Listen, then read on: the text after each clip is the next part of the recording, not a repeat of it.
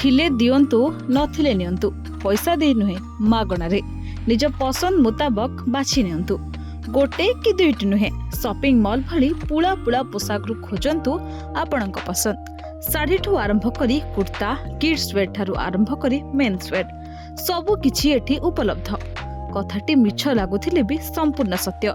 राजधानी भुवनेश्वर में एभली एक भिन्न प्रयास आरंभ करिसेंती शहीद भगत सिंह क्लब सदस्य माने। व्यस्तबहुल और चाकचक्य जीवन शैली भितर एठी कहा पाखे एते थाई जे से पिंधि पारेनी ठीक सही भली अन्य किछि लोकंक पाखे पिंधिबा पई वस्त्र टिके नथिबार दृश्य मध्य सामना को आसे। ए सबु को दृष्टि रखी एही अभियान आरंभ करा जायछि। भुवनेश्वर लक्ष्मी सागर झारपड़ा नयापल्ली परि विभिन्न प्रमुख स्थान रे एभली ड्रेस सेंटर करा जायछि। उभय साम्रांत एवं गरीब श्रेणीर लोकंक आवश्यकता को दृष्टि रखी आरंभ करा जायथिबा बेले एहाको बेस पसंद करूछंती राजधानीवासी।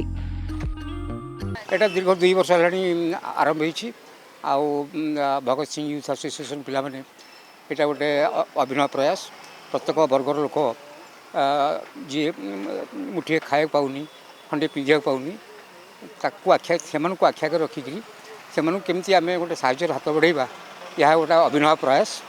तेणुकरी एठी मध्य आपणक